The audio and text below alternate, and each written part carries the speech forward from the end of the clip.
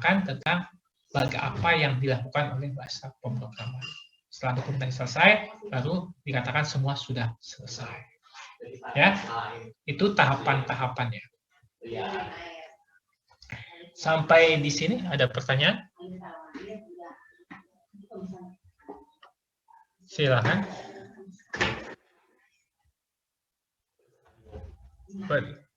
Betul.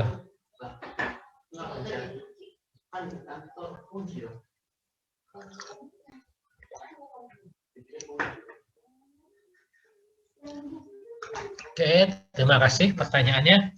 Kalau dikatakan ada satu yang baik, bisa dibilang seperti itu, ya. Tapi biasanya yang namanya algoritma itu kalau dikatakan baik, ada yang baik, ada yang kurang baik, itu bisa dibilang suka ada subjektif lah sifatnya. Ya, memang ya kalau Anda sudah ke algoritma dan juga dikonversikan menjadi program, ada orang yang bikin program ya melakukan sesuatu hal, misalnya dia bikin sampai 2 halaman, tapi ada yang cuma bikin dalam 2 baris selesai. Nah itu kalau saya setujunya bahwa yang namanya pemrograman itulah yang nanti akan dilihat mana yang paling baik, mana yang lebih baik dibandingkan program satunya. Tapi kalau algoritma sangat subjektif ya ininya. Ya, jadi memang di sini tadi ada effectiveness. Jadi effectiveness ini memang memiliki langkah-langkah atau instruksi yang sederhana. Ya, sehingga dapat dikerjakan dalam waktu yang cukup wajar. Ya, tentu saja nah ini kan kata-katanya ini juga bersayap ya, tidak tegas ya. Tapi intinya effectiveness itu adalah bahwa algoritmanya itu betul-betul efektif, betul-betul menyelesaikan masalah yang ada. Ya, jadi efektif. Ya, kan ada efektif, ada efisien. Ya, jadi efektif betul-betul memang selesai masalahnya. Oke, ada lagi? Izin bertanya, Pak. Boleh? Saya masih belum paham bedanya algoritma sama pemrograman, Pak. Terima kasih. Oke, beda antara algoritma dan pemrograman. Ya, walaupun nanti saya akan jelaskan, tapi di sini jawaban singkat saya adalah algoritma itu pakai bahasa kita, kalau pemrograman pakai bahasa komputer. Itu bedanya. Dua-duanya sama. Tapi kalau algoritma pakai bahasa manusia, kalau pemrograman pakai bahasa komputer. Itu bedanya. Oke, Satya jelas ya? Jelas, Pak. Mau tanya lagi, Pak. Boleh? Kenapa yang dipilih itu pakai bahasa Pascal, Pak? Nggak pakai bahasa yang lain itu, Pak? Oke, bagus nih pertanyaannya. Karena memang cukup banyak bahasa pemrograman. Kenapa dipilih Pascal? Karena ini yang paling mudah. Itu saja. Ya, paling mudah. Ya, walaupun nanti ya kalau nanti Anda terjun di dunia programming, ya, bahasa pemrograman Pascal ini sudah sedikit yang pakai. Ya, sekarang kan apalagi sudah pakai Android, dia pakai mobile kalau bikin aplikasi. Nah, Pascal itu tidak ada versi mobile-nya untuk pembuatan aplikasi yang kompleks. Nah, kalau yang simple-simple ada. Ya, jadi kenapa pakai Pascal? Karena yang supaya mudah saja. Mudah, karena inti dari mata kuliah ini adalah Anda bisa mengetahui, oh ini loh, ada bahwa kita bisa membuat program dan kita juga bisa mendalami ya cara berpikir programmer. Itu tujuan utama dari ini. Karena nanti dasar-dasar yang kita pelajari di mata kuliah ini juga bisa digunakan untuk bahasa pemrograman yang lain. Oke, jelas ya, Satya ya? Baik, Pak. Terima kasih. Oke, sama-sama. Oke, saya cukupkan dulu pertanyaannya, ya, jawaban sesi tanya jawabnya. Nah, kita akan lihat algoritma. Jadi saya katakan algoritma itu adalah langkah-langkah dalam bahasa manusia. Nah, di sini ada tiga cara penyajian algoritma. Ini berdua saya anggap sebagai tiga. Yang pertama dengan tulisan. Tulisan, cara pertama adalah menggunakan bahasa Indonesia atau bahasa Inggris. Mau ke STIS lewat jalan A, belok kiri, itu pakai bahasa Indonesia. Ada juga ada juga algoritma yang menggunakan ada istilah pseudocode. Ini coding sederhana. Nanti kita akan lihat bentuknya seperti apa. Dan yang ketiga dengan gambar. Nah, dengan gambar atau dengan diagram, ini ada macam-macam. Sama seperti Pascal, tadi kita pilih Pascal. Kalau di sini ada beberapa cara menyajikan algoritma menggunakan gambar. Ada 23 jenis diagram yang bisa digunakan. Tapi yang kita pelajari hanya satu, yaitu yang namanya flowchart. Nah, oke, ini yang pertama nih. Ya, algoritma menggunakan struktur bahasa Indonesia atau bahasa Inggris. Jadi sifatnya umum, tidak menggunakan simbol atau sintaks. Sintaks itu tata bahasa dari suatu bahasa pemrograman. Ya, kalau dalam bahasa Inggris ada sintaksnya, ada tensisnya, ada macam-macam. Tensis ada berapa, kemudian ada kata ganti yang kalau di bahasa Inggris dibedakan antara laki-laki dan perempuan. Ya, kalau di bahasa Indonesia kan nggak ada. Nah, itu sintaks. Kalau dalam bahasa pemrograman, sintaks itu lebih kompleks lagi. Titik koma, ya, titik dua, tanda tertentu itu juga tanda seru, tanda pagar itu dalam bahasa pemrograman harus persis. Jadi lebih teliti, lebih detail yang namanya sintaks bahasa pemrograman. Ya. Kemudian yang namanya algoritma kalau menggunakan bahasa itu juga tidak tergantung pada suatu bahasa pemrograman. Jadi algoritma A gitu bisa kita terjemahkan ke dalam bahasa Pascal misalnya. Bisa juga kita terjemahkan ke bahasa C, bahasa Java dan sebagainya. Itu yang dimaksud dengan tidak tergantung pada suatu bahasa pemrograman.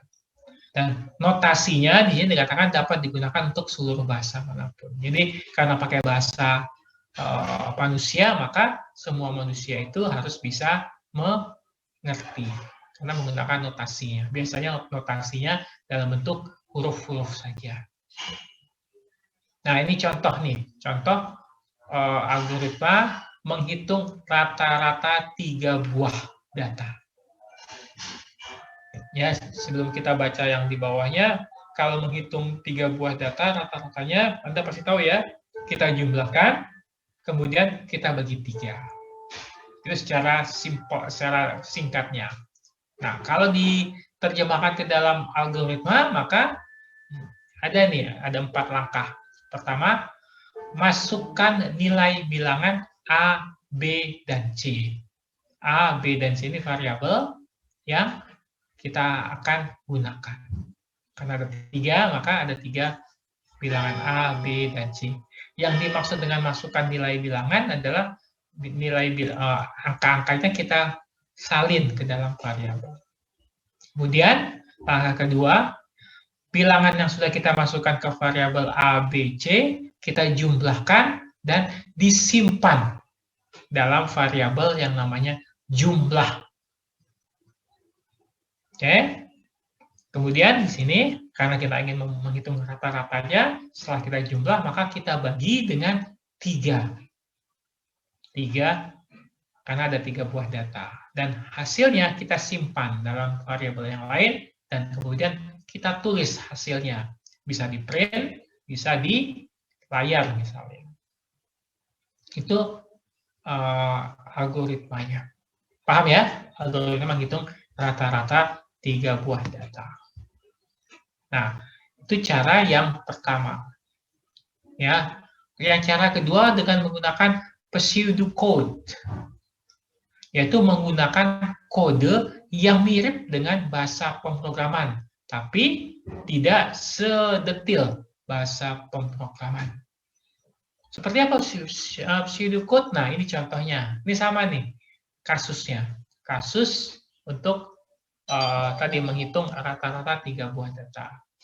Kalau Anda lihat, ada di sini untuk pakai bahasa manusia, ada 4 yang panjang. Ya, 1, 2, 3, 4 lumayan panjang. Tapi kalau kita ganti menjadi pseudocode, sama 4 baris, tapi lebih simpel.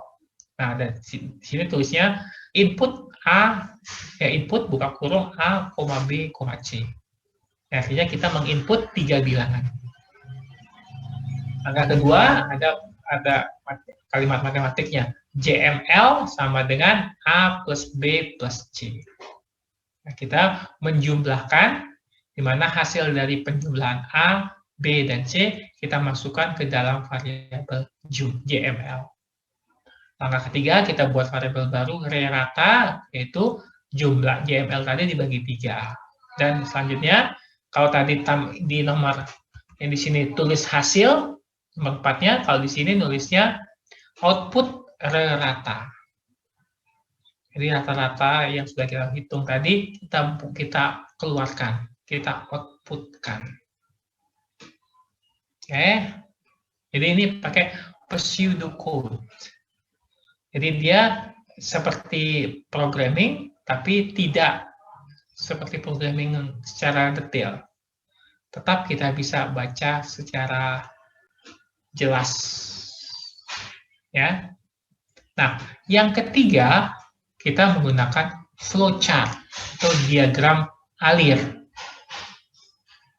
Yaitu sebuah bagan atau diagram yang dibuat untuk menunjukkan alir, arus ataupun flow dengan menggunakan prosedur yang sistematis dan berlaku secara logis. Ya, jadi seperti apa sih? Nah, kita harus lihat dulu logo-logonya. Tapi di sini dikatakan kelebihan flowchart dibandingkan yang tadi dengan bahasa manusia ataupun dengan pseudocode adalah dia akan terurai, ada urutannya jelas. Karena kita menggunakan panah-panah. Nanti kita akan lihat panah-panahnya seperti apa. Ya. Nah, di sini flowchart sebetulnya secara umum ada macam-macam, tapi yang kita ambil yang paling bawah, flowchart program. Ya. Ya, yaitu flowchart untuk membuat programming. Oke. Nah, ini program flowchart-nya. Nah, ini kita pakai lambang-lambang seperti ini. Ya, tadi dikatakan flowchart itu harus finite, harus ada ujung awal dan ujung akhirnya. Nah, logonya, lambangnya adalah seperti ini, ya. Lambang pakai elips. Jadi flowchart itu di awalnya ada elips ini, di akhirnya juga ada elips. Kemudian ada tanda panah. Tanda panahnya nggak bisa ke kanan, bisa ke bawah, bisa ke atas, ya tergantung flowchart-nya. Tapi di sini digambarkan cuma panah ke kanan, tapi bisa ke atas, ke bawah, dan sebagainya. Kemudian tadi dikatakan program itu, algoritma itu harus ada input dan output. Nah, kalau kita buat gambarnya jajaran genjang. Input dan output logonya sama. Ya. Kemudian proses dia segi 4 biasa.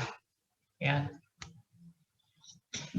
Nah, ada percabangan, ya, ada decision. Nah, itu kita akan lihat nanti gambarnya pakai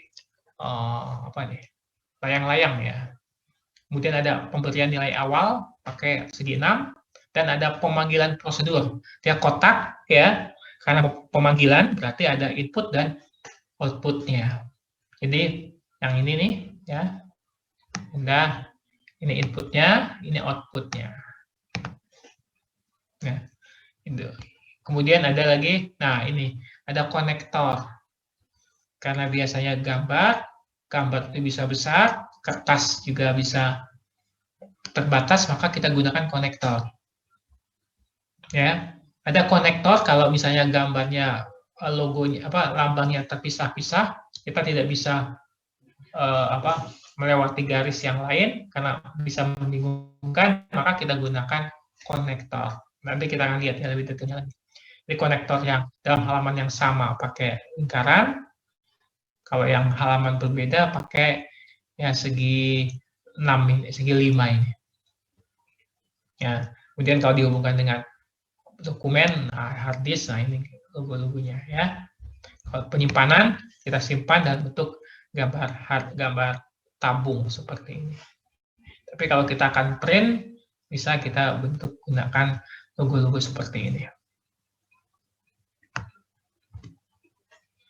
Oke, kalau kita gabungkan ya logo-logo yang sudah kita lihat ini, maka bentuknya seperti ini.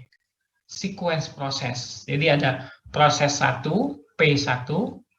Kalau kita ingin menyatakan bahwa P1 itu berlanjut ke P2, maka ada tanda panah. Ini ya tanda panah. Ya, dari P1 ke P2. Begitu seterusnya. Nah, kalau itu berupa perlambang pengulangan, maka nah ini ada syarat ya, segi 6 ini. Ya, ada tanda panah. Kalau syaratnya terpenuhi, maka kita kasih tanda panah bukan jika syaratnya dipenuhi. Kalau tidak dipenuhi, maka ada yang garis putus ini.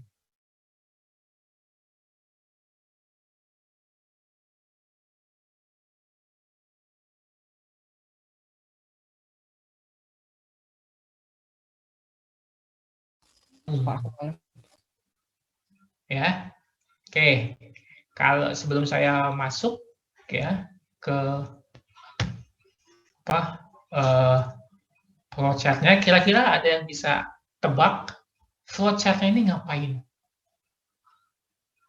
Silakan saya kasih waktu 1-2 menit untuk melihat flowchartnya.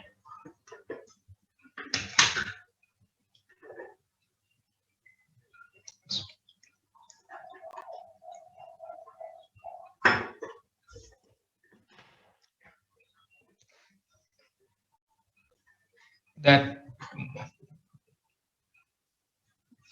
alamat dan jenis kelamin data diri itu ya.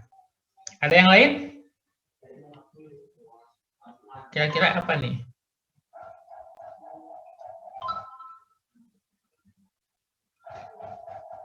Ngapain flowchartnya?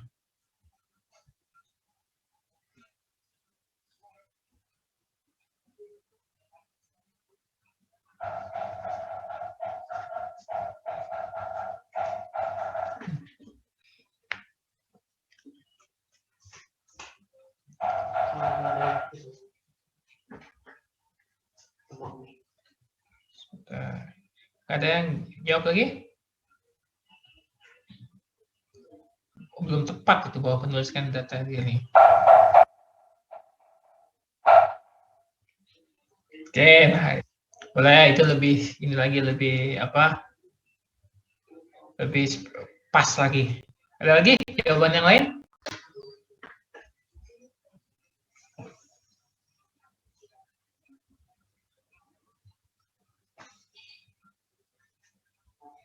Oke, ya kita lihat ya, kita tulis satu-satu ya. Oke, ini adalah start. Jadi ada awal dan ada akhir. Katakan di sini ada dari start, ada tanda panah ke bawah, kemudian ada jajaran genjang. Ini print judul. Ya, berarti ini input atau output sesuai dengan diagram yang kita sudah sepakati tadi. Jadi dia akan print, mencetak judul. Nah, berarti ini output, print. Jadi ada tampilan judul yang kita cetak. Oke, jadi bahwa flowchart akan menampilkan judul. Kemudian tanda panah ke bawah, ya, yang ini, read data. Sama juga ini pakai jajaran genjang, tapi di sini ada read, berarti data. Berarti ini adalah input. Dia mengambil input, namanya variabelnya data. Di sini kalau dalam bahasa pemrograman, kalau read artinya mengambil data yang ada dari keyboard ataupun dari file. Read data. Ya, jadi mengambil data, kemudian tanda panah ke bawah. Akhir file. Ya, berarti dia mengambil datanya dari file.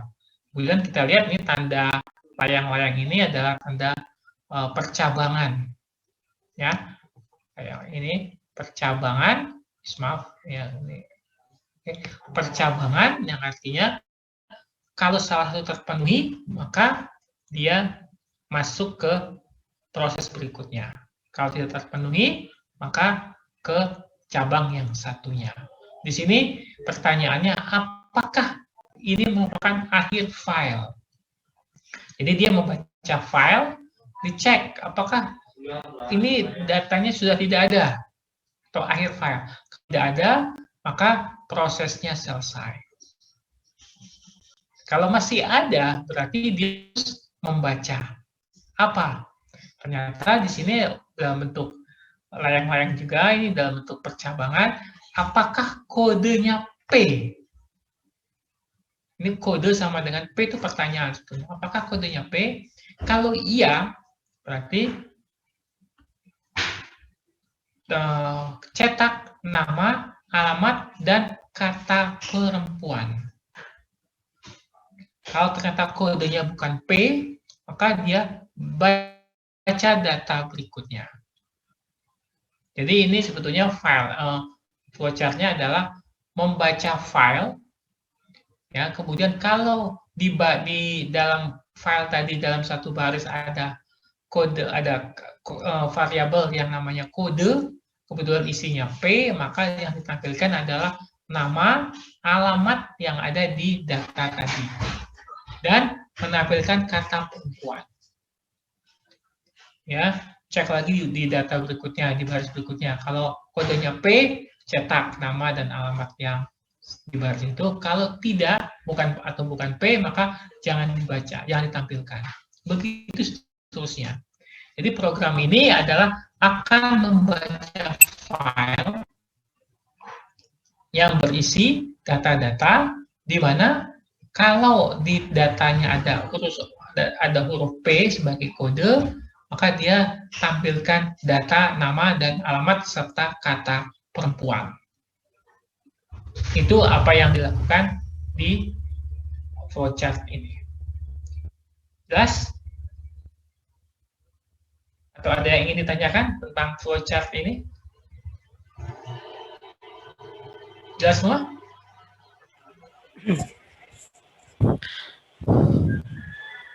Jelas, yang perempuan? Ada yang ingin ditanyakan? Kenapa saya spesifik ke laki-laki dan perempuan? Ya, karena memang ya dalam dunia programming ya, programmer laki-laki ataupun programmer perempuan itu punya kelebihan atau kekurangannya sendiri. Kalau programmer yang laki-laki, biasanya dia cepat mengerti. Cepat. Tapi sayangnya kurang teliti. Tapi kalau yang perempuan, ya, dia lebih teliti. Nah, kadang-kadang kalau membaca flowchart, mungkin kalau perempuan itu pakai apa ya, suka dibaper gitu, bawa perasaan. Jadi suka tidak secepat ya pemahamannya dari laki-laki, tapi dia lebih detail. Ya. Dan sebagai pengetahuan, programmer pertama di dunia untuk bahasa untuk programming itu bukan laki-laki, tapi perempuan. Ya. Jadi ada programmer di Amerika yang namanya, saya lupa nama depannya, tapi nama belakangnya Ede. A-D-A. Jadi Ede itu ya, Miss Ede itu adalah programmer pertama di dunia, perempuan. Bahasanya yang digunakan Ede dari namanya dia. Bahasa programmingnya. Ya, Ede, A-D-A. Nah, untuk yang perempuan nih, paham ya? Pak Sukri izin bertanya. Silahkan. Untuk yang itu kode P, terus ya, terus nanti print nama alamat perempuan itu, setelah itu N atau enggak ya Pak? Nah, betul kan? Kalau perempuan lebih teliti kan? Iya, ngelihat di sini dia tidak N. Dia lanjut ke, nah di sini, lanjut yang ini. Lanjut ke mana? Ya ke atas. Ke mau baca yang berikutnya. Baru dia akan N kalau berupa akhir file. Jadi kalau di sini di pas nulis nama alamat dan perempuan ini sudah N ya di sini, ya data berikutnya nggak kebaca lagi. Ya, jadi untuk setelah print nama alamat dan perempuan itu belum N, tidak perlu, jangan kita pakai N. Tapi kita lanjut ke proses data yang berikutnya. Nah, itu kan perempuan lebih teliti ke situ sampai dilihat satu ke satu. Berarti sampai datanya itu habis ya Pak, baru di. Betul, betul. Baik. Terima kasih Pak.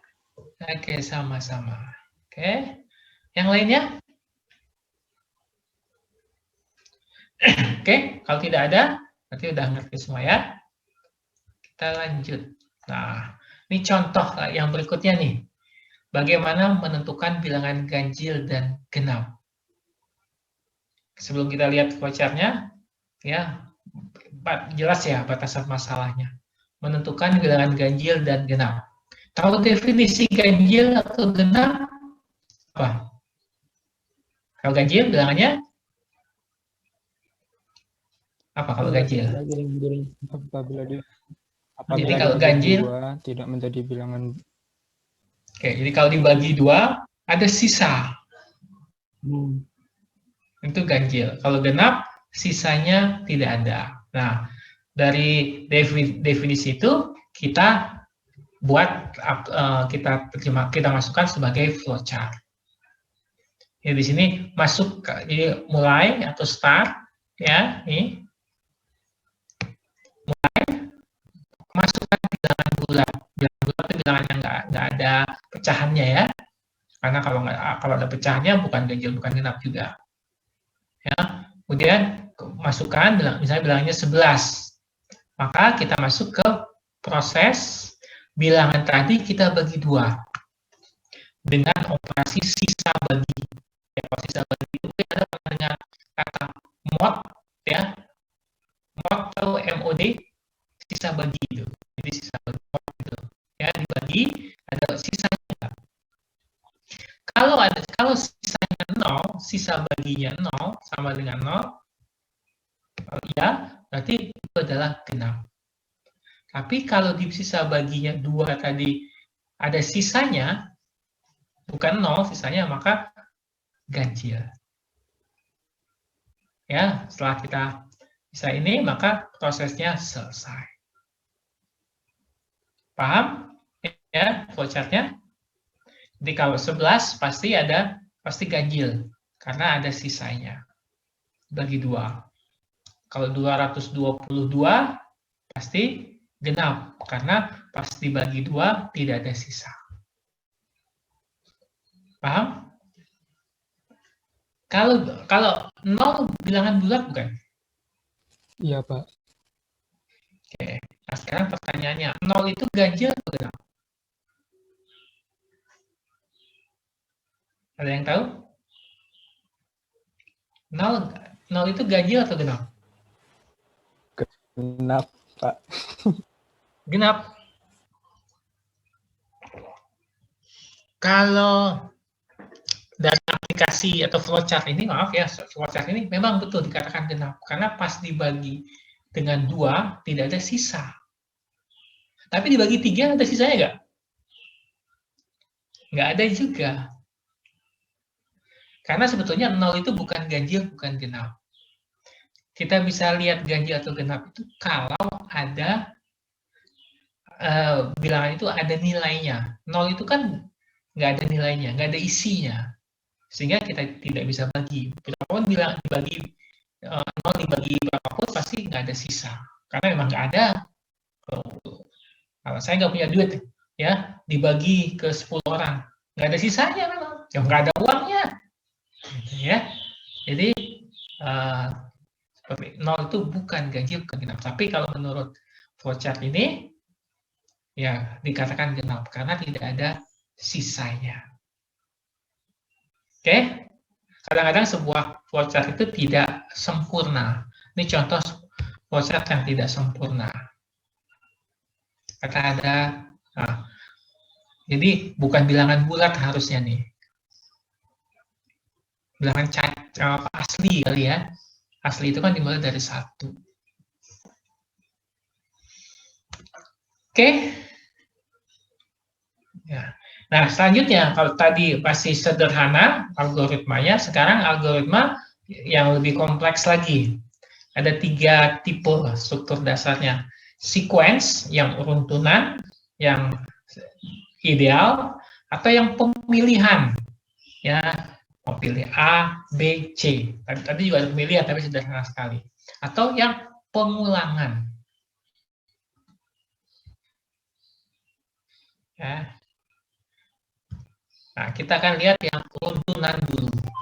Kalau runtunan itu jelas ya, sebuah runtunan terdiri dari atau lebih instruksi. Setiap instruksi dilakukan secara berurutan. Kemudian baru bisa dilaksanakan setelah instruksi itu setelah instruksi sebelumnya selesai dilaksanakan. Nih, contoh struktur runtunan. Ya, siapa nih ya yang saya ingin tanya. Ya. Misalnya, nah ini, Nisrina, mana Nisrina? Oke, ya. Hadir, Pak. Oke, nih misalnya contoh runtunannya.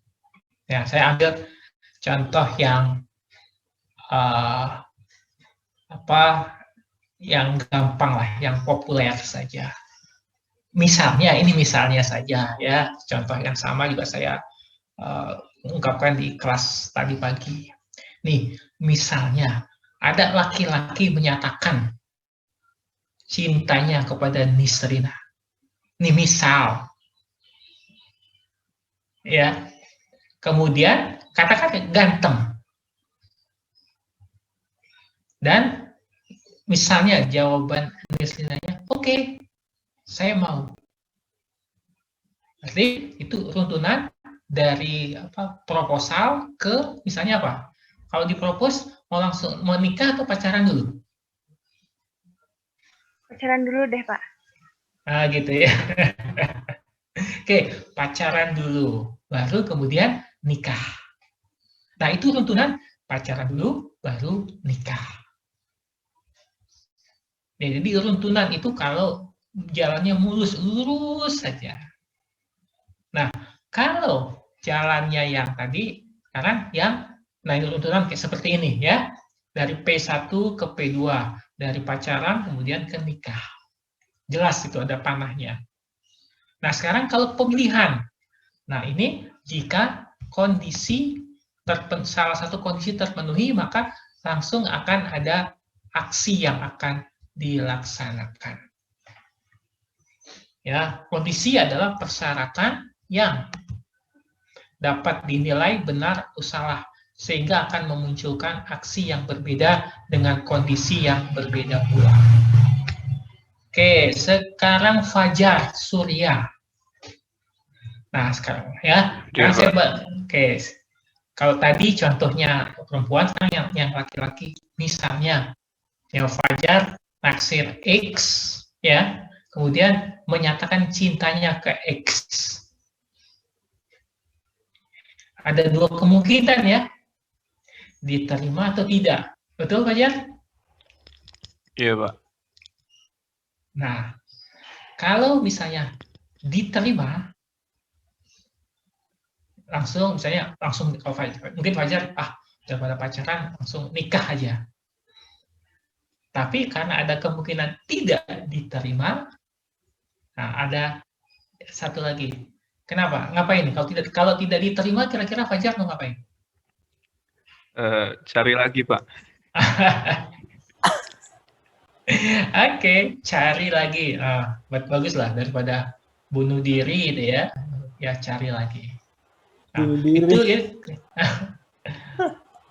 Kalau pas cari lagi, ya dapat menyatakan lagi. Kalau ditolak lagi gimana? Ya? Cari lagi. Ya, cari lagi, Pak, sampai ada yang mau. Gitu. Mau ngapain dulu nih? Mau nabok? Mau menerima atau mau Pacaran dulu mungkin, Pak. gitu. Oke. Jadi, nah itu contoh pemilihan. Ya, pemilihan. Ya, pemilihan. Kalau satu kondisi terpenuhi, maka bisa langsung. Tapi kalau tidak terpenuhi, ambil alternatifnya. Makanya tadi kalau lagi senang, naksir jangan 1, naksirnya 2, 3 atau 4, ya. Jadi nggak pusing, ya. Tapi kalau ada yang nolak gitu ya, nggak pusing gitu, nggak usah nyari lagi, langsung tanya lagi. Tapi bisa pusing kalau 2 atau 3-tiganya bilang oke, ya, itu baru pusing gitu ya. Atau mau 3-tiganya juga, ya. Oke ya, jadi itu pemilihan. Ya, nah, tipe ketiga atau pemilihan, nah ini ya, tadi saya katakan kalau tes expression-nya, kalau memang diterima cintanya langsung true, itu prosesnya ini. Tadi katanya mau pacaran atau menikah. Tapi kalau false, tidak terpenuhi, maka keluar, exit. Ini kalau dia udah ditolak, ya sudah, nggak mau cari lagi. Kalau Fajar tadi menggunakan yang ini. Ya, tes. Ya, kalau misalnya oke, langsung. Kalau tidak diterima, cari lagi yang lain. Terus sampai ketemu, sampai dapat. Oke, jadi itu struktur pemilihan. Kalau dalam bahasa pemrogramannya if, then, else. If itu jika, then itu kemudian. Else itu yang lainnya. Ya, jelas ya tentang dua jenis ini. Ada if, ada yang sequence, dan juga ada yang pemilihan. Nah, ini contoh nih. Contoh pemilihan. Menentukan bilangan terbesar di antara 3 bilangan. Ya, menentukan bilangan terbesar di antara 3 bilangan. Ya, saya kira sebelum kita baca algoritmanya, Anda pasti tahu ya kalau ada bilangan X, ya A, B, C misalnya. Kalau mau cari yang paling besar, ya kita harus bandingkan. Misalnya bandingkan yang pertama A dan B. Kalau A lebih besar daripada B, maka kita harus bandingkan dengan bilangan C, A-nya. Tapi kalau B-nya yang lebih besar, kita bandingkan dengan B-nya dengan C. Kalau ternyata dibandingkan dengan C masih lebih besar yang A atau B, maka bilangan itulah yang paling besar. Kalau kebalikannya ternyata lebih kecil, maka C yang paling besar. Nah, itu logika kita. Nah, baru kita terjemahkan ke dalam diagram, ke dalam flowchart atau dalam algoritma ini. Jadi, if X lebih besar daripada Y, maka then kita bandingkan lagi. Apakah X lebih besar daripada Z? Kalau memang X juga lebih besar daripada Z, maka X adalah bilangan terbesar. Oke, ya. Ini bertingkat, nested, ya. Ada else-nya. Kalau ternyata X kurang daripada Z, ya, kan ini X ini ya, X-nya ini, if-nya ini.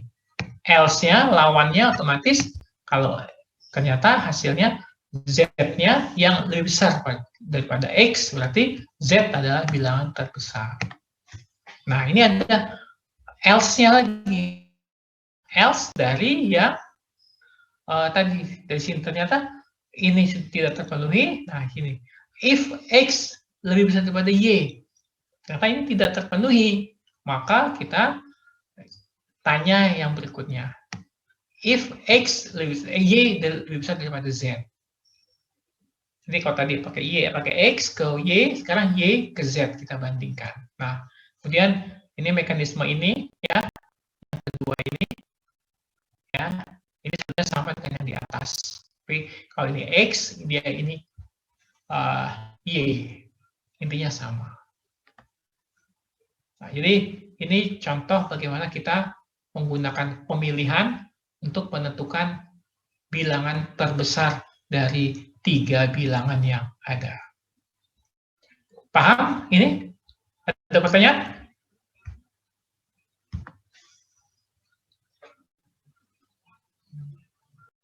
Nggak ada? Oke, kalau nggak ada, nah, ini bentuk yang ketiga dari algoritma. Tadi ada sequence, kemudian ada pengulangan, dan yang ketiga adalah tadi ada pemilihan, yang ketiga ini pengulangan, yaitu digunakan untuk pernyataan yang akan dieksekusi berulang-ulang. Ya, instruksi dikerjakan selama ya suatu kondisi itu terpenuhi. Jika terpenuhi maka langsung dilakukan. Ya, kalau tidak terpenuhi pindah berikutnya. Ya, jadi kalau, nah ini logonya seperti ini. Ya, lambang-lambangnya seperti ini. Di sini ada for next. Kalau tadi kan if then.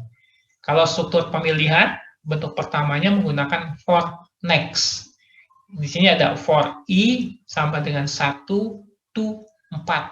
Artinya kita akan melihat selama 4 kali. 1, 2, 3, 4. Untuk i pertama, kalau masih terpenuhi, maka kita jalankan instruksi ini. Setelah kita jalankan, maka next. Ya, kita tambahkan i. Next i itu artinya i tambah 1. Yang kedua, naik ke atas. Ternyata i masih antara 1 dan 4. Jalankan lagi. Ya, cari lagi, naikkan lagi i-nya, kemudian begitu, seterusnya. Ya, sampai 4 kali. Setelah 4 kali, yang kelimanya karena sudah di luar dari i sama dengan 1 sampai 4, maka struktur pengulangan ya ini kita selesaikan, kita stop. Paham untuk next ini dari penjelasan saya sebelum saya masuk ke contohnya?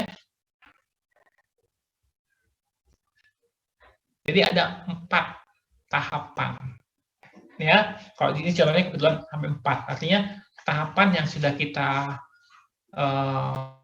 definisikan. Mau berapa kali pengulangan. Ini harusnya bukan pemilihan tapi pengulangan. Ya, struktur pengulangannya. Ya, jadi ini kalau dalam programnya for awal sampai akhir ada instruksi kemudian next.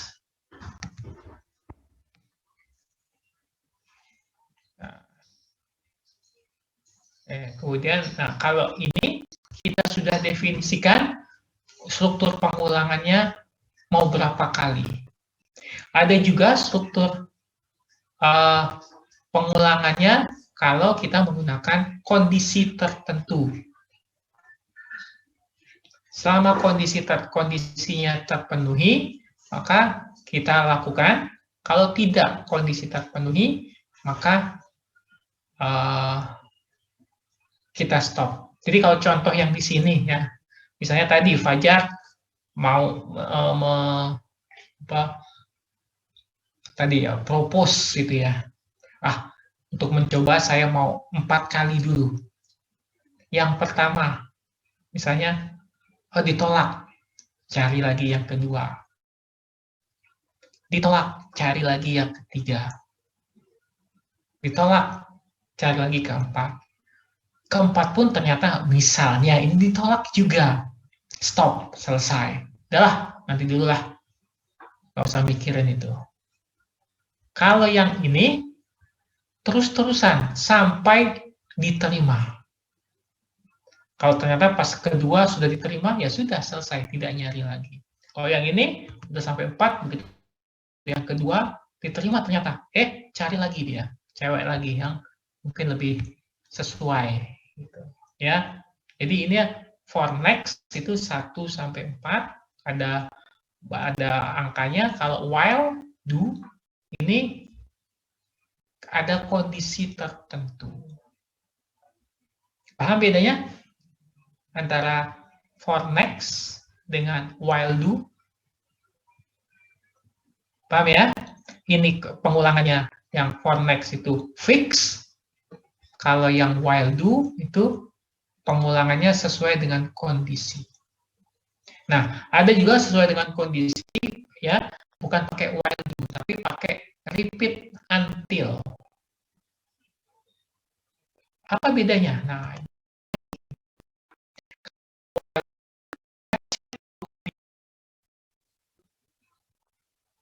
baru kita jalankan. Tapi kalau repeat until, jalankan dulu, baru kemudian dicek kondisi yang berikutnya. Bedanya. Jadi kalau while do, ada kemungkinan begitu kondisinya tidak terpenuhi, loop body-nya itu tidak pernah dijalankan. Karena dites dulu. Kalau dites terpenuhi, baru kita jalankan. Kalau tidak terpenuhi sampai dengan selesai, maka mungkin tidak ada aksinya. Tapi kalau yang repeat until, untuk pertama kali dijalankan dulu, kemudian baru dites untuk kondisi berikutnya. Kalau terpenuhi, jalankan lagi. Kalau tidak terpenuhi, ya selesai. Jadi, repeat until itu paling tidak 1 kali ada pelaksanaan. Kalau yang while do, ada kemungkinan tidak sama sekali dijalankan. Paham? Silakan.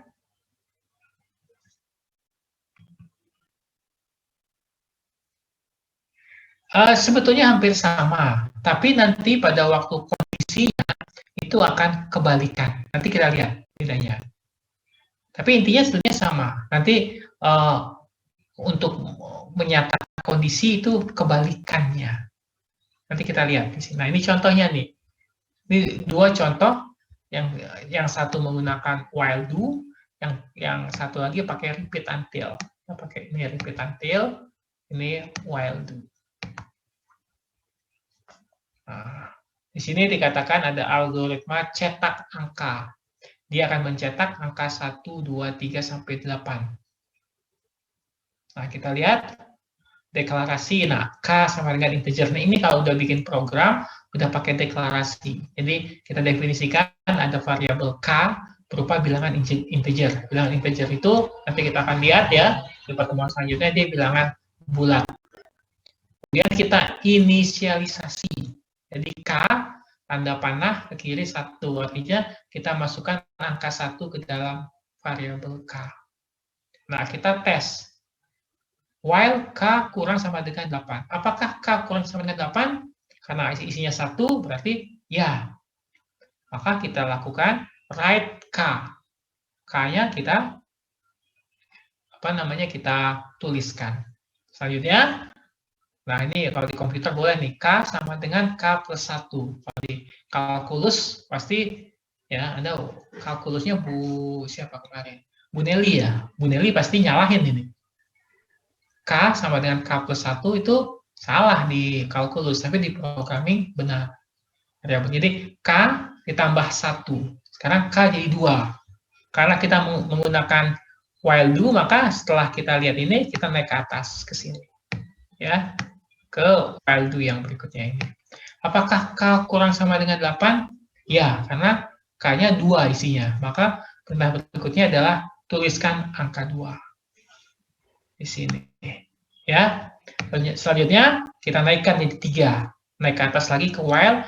Apakah K sama kurang dari 8? Ya.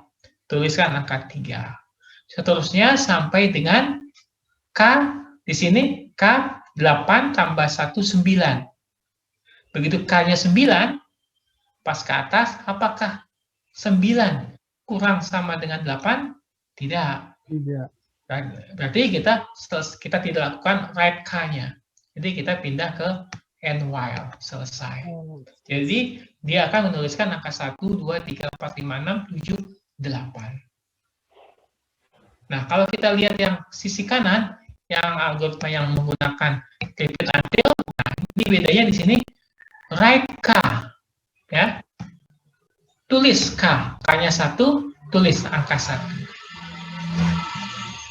Kemudian, ya, angka 1, K sama dengan K plus 1, angka 2, naik ke atas, ya, di pas K sama dengan 2, cek until K lebih besar daripada 8. Apakah terpenuhi ini? Tidak, karena K kan baru 2. Maka naik ke atas, ke repeat, write K 2. K sampai dengan 3, naik ke atas. Karena ini tidak terpenuhi, naik ke atas lagi. Terus sampai dengan K sama dengan 8. Begitu K-nya 8, udah ditulis 8, lepas kata ditambah jadi 9, apakah ini terpenuhi? Ya, terpenuhi sehingga selesai. Nah, kalau kita lihat memang ini kebalikan. Di sini until K lebih besar daripada 8. Kalau ini while K kurang sama dengan 8. Ini kan lawannya. Ya. Jadi seperti itu, ya. Dua-duanya sama, tapi begitu kita gunakan while sesuatu kondisi dan juga kita pakai until, nah itu kondisinya berlawanan yang kita tuliskan. Paham ya? Untuk while do ini ataupun repeat until. Paham?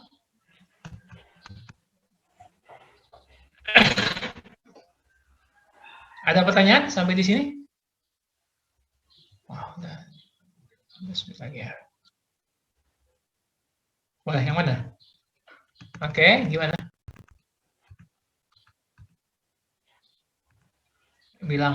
Bilangan bulat. Oke.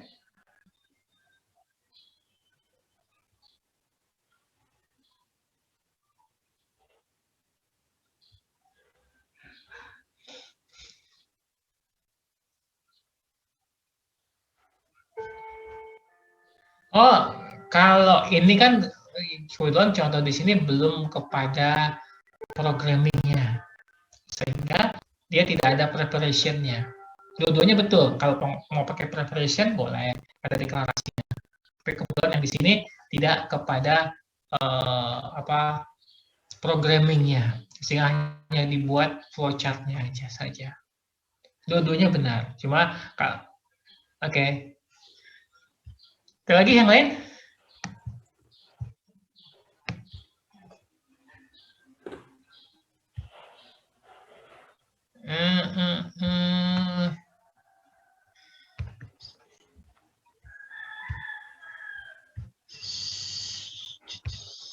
Nggak ada? Mana ada dia? Maria Retno, ada pertanyaan? Nggak ada, Pak. Jelas tapi ya? Atau nggak bingung? Jelas ya? Oke. Jelas. Oke, kalau tidak ada, nah ini ada studi kasus nih. Saya studi kasus yang ini ya. Mungkin kalau dituliskan di sini nggak kurang jelas ya. Tapi saya kasih video tuh, salah satu video dari YouTube. Ada linknya ya, saya kasih ya. Anda sudah lihat videonya? Itu yang menerangkan tentang contoh kasusnya. Jadi ada 2 gelas, atau kalau gelas ukurannya 5 liter tuh gede, terlalu besar ya, mungkin jangan gelas ini. Ya, botol kali ya, botol ukuran 5 liter dan ukuran 3 liter. Pertanyaannya adalah, saya ingin mendapatkan air yang ukurannya 4 liter. Padahal yang tersedia cuma ukuran 5 dan 3. Gimana cara mendapatkan 4 liter? Atau juga bagaimana cara mendapatkan 2 liter? Ada yang tahu? Ada 5, ukurannya 5, cuma 5 dan 3. Ya, gimana caranya? Nah, ini dikasih nih, di caranya. Masukkan air ke 3 liter hingga penuh. Jadi, ada 2 tadi, gelasnya yang 3 liter hingga penuh. Kemudian, isi dari 3 liter tadi, kita masukkan ke dalam botol yang 5 liter. Sehingga, yang isi yang 5 liter ini, isinya ada air 3 liter. Yang satunya kosong. Sisanya ada 2 liter untuk gelas yang 5 liter tadi. Nah, sekali lagi kita ambil air di gelas yang 3 liter hingga penuh. Dan kita isikan air yang tadi, yang 3 liter ini, ke dalam botol atau gelas yang isinya sudah ada 3 liter, sisanya 2 liter. Sehingga pas kita penuhkan, dia isinya 5 liter, yang ini isinya 1 liter. Ya. Oke, di 1 liter, nah, yang 5 liter dikatakan kita buang. Sehingga kita punya 1 gelas kosong, isi 5 liter, yang satu gelasnya isi 3 liter, ada air isinya 1 liter. Nah, baru kemudian yang 1 liter, kita masukkan ke gelas yang 5 liter, sehingga sisanya ada 4 liter, yang ini ada 3 liter. Ya. Masukkan isi yang 3 liter ini, isi penuh, masukkan ke dalam gelas yang besar tadi yang isinya 5 liter, sehingga total isinya 4 liter. Ya, paham ya? Yang ini. Kalau nggak paham, bisa lihat videonya. Ya, walaupun videonya dalam bahasa Inggris, saya kira Anda pelan-pelan gitu di pause, akan jelas cara mendapatkan gelas air isi 4 liter dengan menggunakan gelas yang 5 liter dan 3 liter. Paham? Sekarang tugasnya adalah, ini tugas karena kita udah belajar algoritma, tolong buat algoritmanya. Untuk proses yang depan ini, ya, sebenarnya prosesnya bikin algoritmanya gampang sekali. Buat saja, ya, terjemahkan ke dalam menggunakan flowchart. Ya, jadi tolong dibuat, nih tugas untuk hari ini, selain juga resume. Jadi setelah kuliah ini, maka Anda menuliskan resumenya plus ya solusi flowchart untuk slide yang ada di depan ini. Flowchartnya ya, bukan pakai pseudocode ataupun menggunakan bahasa, karena kalau bahasanya udah ada nih di sini. Nah, sekarang kita menggunakan flowchart.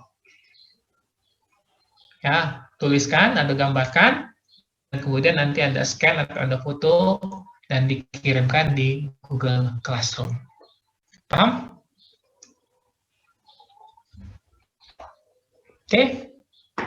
Ya. Jadi itu untuk hari ini. Nanti hari Jumat kita ketemu lagi, ya, di mana kita akan bahas prakteknya. Nah, tapi prakteknya karena ini flowchart ya, mungkin prakteknya adalah kita praktek ke bagaimana menggunakan aplikasi Free Pascal.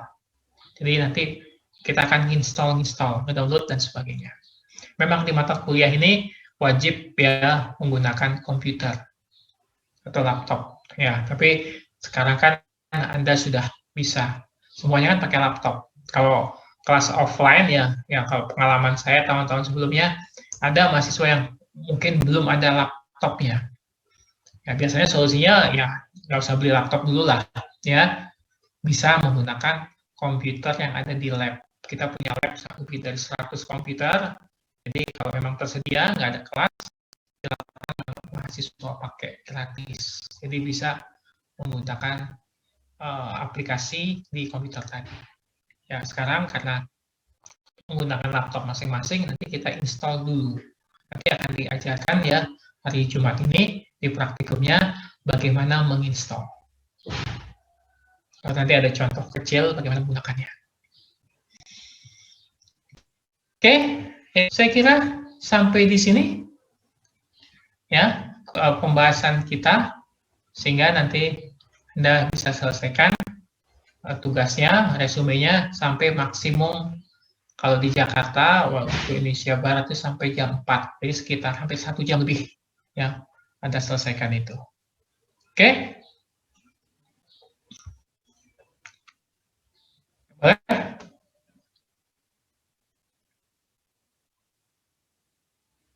Totalnya 28, jadi 14 kali pertemu, 14 kali teori, 14 kali praktek.